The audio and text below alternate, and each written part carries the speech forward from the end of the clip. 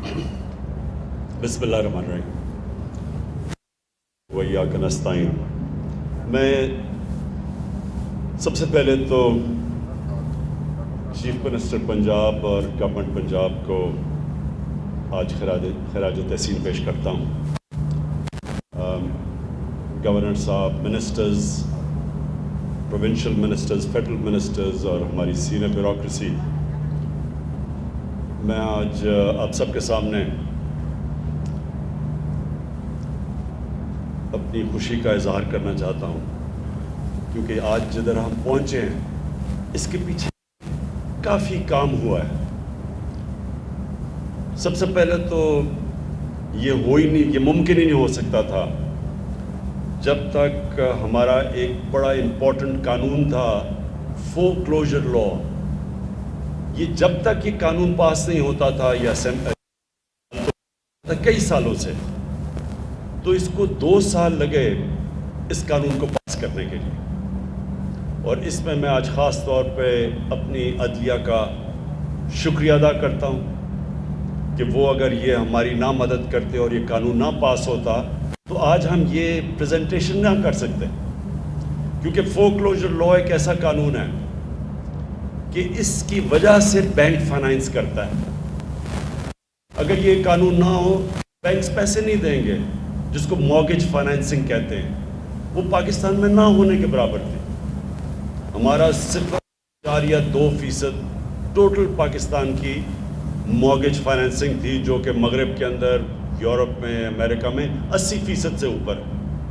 تو اگر یہ نہیں ہے فائنانسنگ، اور جو نہیں تھی ابھی، تو اس کا مطلب کہ اگر آپ کے پاس کیش نہیں ہے، آپ گھر ہی نہیں بنا سکتے، آپ گھر خرید ہی نہیں سکتے۔ تو ساری دنیا کے اندر کیش تو لوگوں کے پاس نہیں ہوتا، لیکن کیونکہ بینکس فائنانس کرتے ہیں، اور یہ جو بھی بات کی گئی کہ جو وہ مہینے کی اپنا کرایہ دیتے ہیں وہی قسطیں بن جاتی ہیں بینکوں کے لیے، اور وہ بینک کو وہ بجائے کرایہ دینے کے بینکوں کو قسطیں دیتے ہیں، اور وہ گھر ان کا اپنا ہو جاتا ہے۔ اور یہ اسی طرح ساری دنیا کے اندر جو ڈیولپڈ ورلڈ ہے اس کے اندر اس طرح لوگ اپنے گھر خرید سکتے ہیں، اور اس لیے عام لوگ، تنخواہ دار طبقہ، پولیس والے، سرکاری نوکر، لوور سٹاف، بلکہ مزدور بھی، ان سب کے پاس یہ ہوتا ہے ایک اپرچونٹی کہ ایک اپنی قسطیں دے کے بینکوں کو، اور اپنا گھر ہو ان کا۔ تو اس لیے میں اپنی عدلیہ کا خاص طور پہ آج شکریہ کرنا چاہتا ہوں، کیونکہ وہ اگر یہ کئی سالوں سے بینکوں میں عدالتوں میں پھنسا ہوا تھا، تو یہ جو ہمارے دور میں انہوں نے کلیئر کیا، اور اس کی وجہ سے آج ہم یہ پوری اپنی جو ہاؤسنگ، لو کاسٹ ہاؤسنگ، وہ لوگ، اس طبقہ، ویلڈر، مکینک، یہ سارے لوگوں کو اب پاکستان میں موقع ملے گا اپنا گھر بنانے کے لیے۔ اس کے بعد میں آج LDA کا، عمران منیر، آپ کو آپ کی لیڈرشپ کے اندر LDA کا جو ابھی آپ نے اپنے جو پرفارمنس تھے ان کو جب آپ نے کھڑا کیا تو مجھے بڑا افسوس ہوا، تالیاں ہی نہیں کسی نے بجائی، بڑی کنجوسی کی آپ نے تالیاں بجانے میں، کیونکہ انہوں نے دیکھیں میں آپ کو ایک بات بتانا چاہتا ہوں۔ دیکھیں، جب ایک سسٹم کے اندر برائیاں آ جاتی ہیں، کرپشن آ جاتی ہے، رکاوٹیں آ جاتی ہیں، کہ وہ رکاوٹیں اس لیے ڈالتے ہیں کہ اگر جب تک آپ رکاوٹ نہ ہو، جب تک آپ پیسے نہیں دیں گے تو کام نہیں ہوگا۔ یہ جب اداروں کے اندر اس طرح کی برائیاں آ جاتی ہیں تو جب آپ چینج کرنے لگتے ہیں یہ ٹائم لگتا ہے اور مشکل ہے، کیونکہ وہ جو پرانا سٹیٹس کو ہے وہ چینج نہیں آنے دیتا، کیونکہ ان کا پیسہ جاتا ہے، وہ سٹیٹس کو ہوتا ہے، اس کو اگر آپ اس کو اگر وہ رکاوٹیں نہیں، پیسہ راستے میں پیش نہیں کرے گا تو پیسہ کیسے اس کو بنائے گا؟ تو ایک پورا سسٹم ڈیولپ ہو جاتا ہے ایسے۔ اور بدقسمتی سے میری عمر اتنی ہے کہ ہم نے اپنی آنکھوں کے سامنے یہ سسٹم کو ڈیٹیریٹ، خراب ہوتے دیکھا، اور یہ سارا سسٹم بن گیا کہ رشوت دو تو کام ہوگا۔ تو جب آپ اس کو چینج کرتے ہیں، یہ بڑا اس کے لیے ایک ویژن چاہیے ہوتی ہے، اس کے لیے ایک ڈٹرمنیشن، ایک ریزولو، ایک ارادہ چاہیے ہوتا ہے، اور ہو جاتا ہے دنیا میں. اور ہم کتنے ملک جانتے ہیں جنہوں نے اپنے آپ کو ٹرانسفارم کر لیا، چینج کیا انہوں نے. تو پاکستان نے اگر چیلنجز 21ویں صدی کے میٹ کرنے ہیں تو ہمیں اپنے آپ کو چینج کرنا ہے. تو مجھے اس لیے خوشی ہے کہ عمران منیر نے بڑی، ان کے ہوتے ہوئے LDA نے اور پھر پوری پنجاب گورنمنٹ کی بیکنگ تھی، انہوں نے بڑے چینجز لے کے آئے ہیں، آٹومیشن لے کے آئے ہیں. اگر ہم نے اپنی ایز آف ڈوئنگ بزنس اور کاسٹ آف ڈوئنگ بزنس نیچے لے کے آنی ہے تو آٹومیشن آنی پڑے گی. آٹومیشن کی بڑی ریزسٹنس ہے سارے سسٹم میں. ہر ادارے میں یہ رکاوٹ کوشش کی جاتی ہے کہ یہ آٹومیشن نہ آئے، کیونکہ جیسی آٹومیشن آتی ہے رشوت آٹومیٹکلی ختم ہو جاتی ہے، کیونکہ مشین تو رشوت نہیں لیتی. تو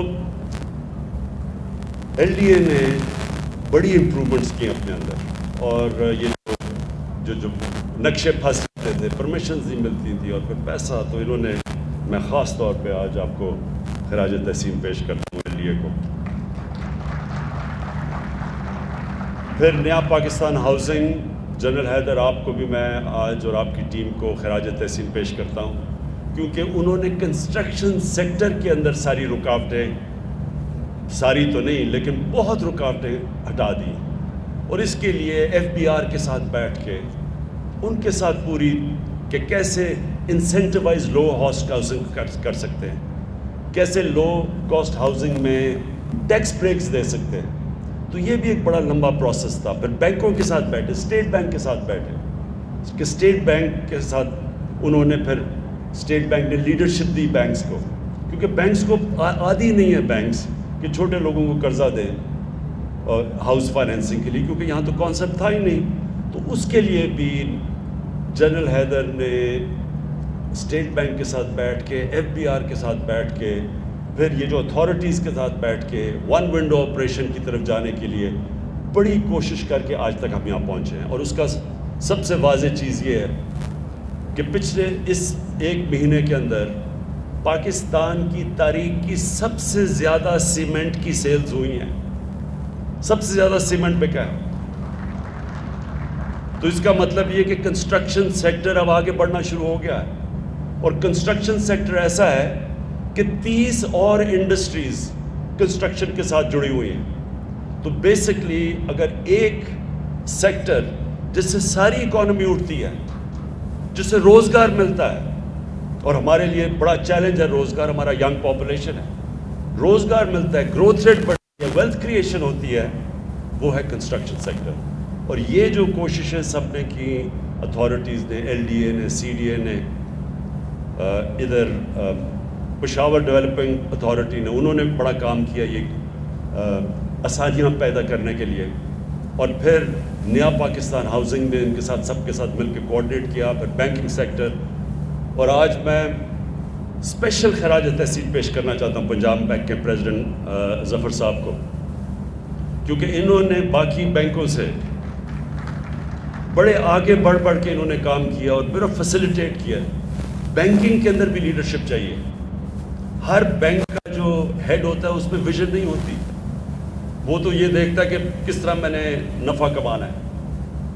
لیکن جو آؤٹ اسٹینڈنگ بینکرز ہوتے ہیں ان کو یہ سمجھ آتی ہے کہ جتنا آپ اکانومی کو گرو کروائیں گے تو سب کا ہی فائدہ ہوگا، بینکنگ کا بھی فائدہ ہوگا، کہ جتنی بڑی اکانومی ہوگی اتنا ہی بینکس کے پروفٹس ہوں گے.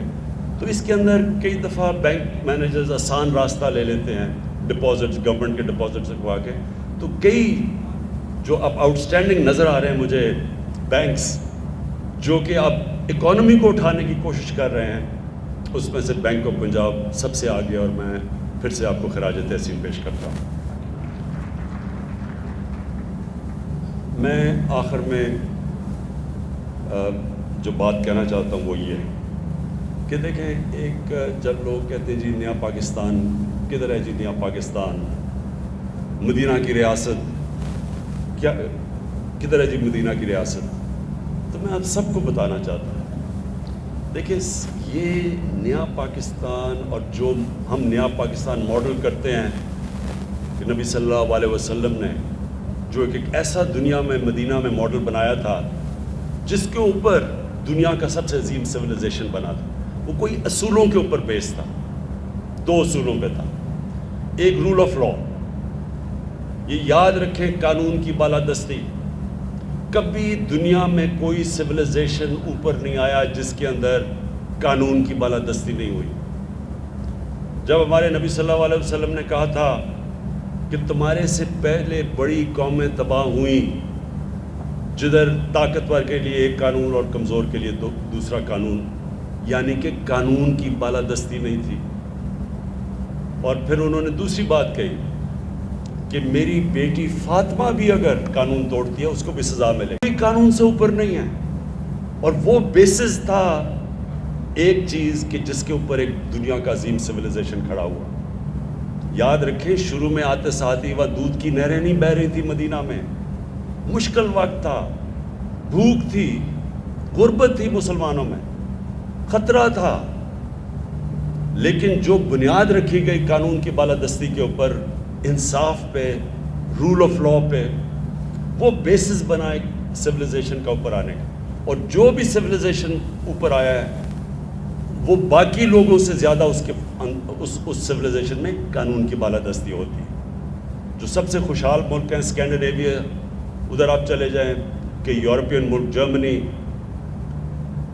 انگلینڈ چلے جائیں، سب سے زیادہ چیز یہ ہے کہ کوئی قانون سے اوپر نہیں ہے، وہاں کوئی پریولیج کلاس نہیں ہے، کوئی یہ نہیں کہہ سکتا کہ جی باقیوں کے لیے قانون ہے، میں تو قانون سے اوپر ہوں، مجھے تو ملک کا قانون ہاتھ نہیں لگا سکتا۔ تو ایک یہ ہے، اور اس کے لیے آج پاکستان میں آپ دیکھ رہے ہیں کہ پوری مکمل جنگ چل رہی ہے، بڑے بڑے مافیاز ہیں، پہلی دفعہ ان کو قانون کے نیچے لانے کی کوشش ہے، بڑے بڑے پولیٹیکل مافیاز ہیں، ان کو وہ ریزسٹ کر رہے ہیں قانون کو۔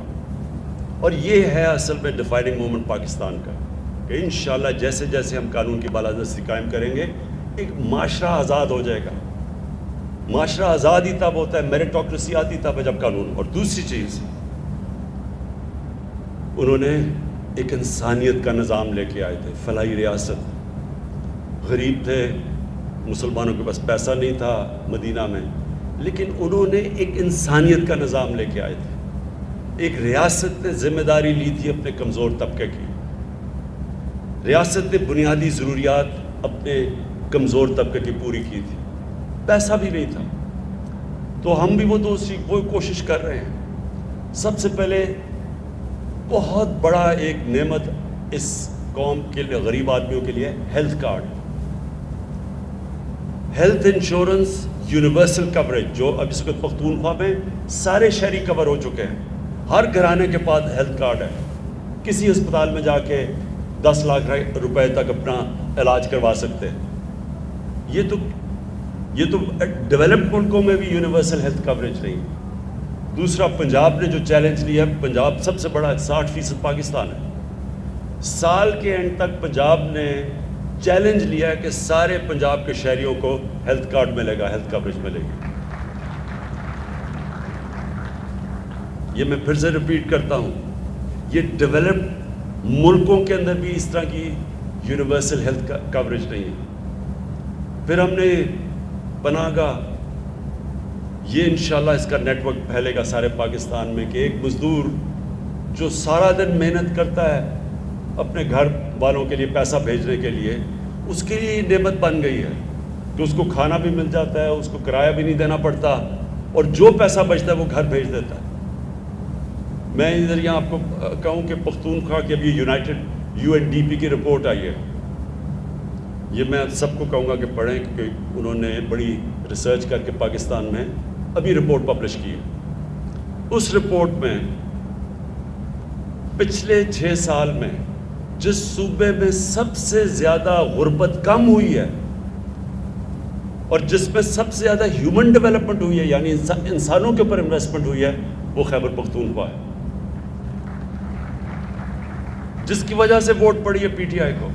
کیونکہ اب تو رپورٹ آ گئی ہے کہ 2013 کے بعد جو گورنمنٹ کی پالیسیز تھی اس کی وجہ سے खैबर पख्तूनख्वा में गुर्बत भी कम हुई और ह्यूमन डेवलपमेंट यानी इंसानों के ऊपर सबसे ज़्यादा सरमायाकारी सबसे ज़्यादा पाकिस्तान में। और एक वक्त पे खैबर पख्तूनख्वा सबसे पीछे था, वॉर ऑन टेरर थी, तबाही थी।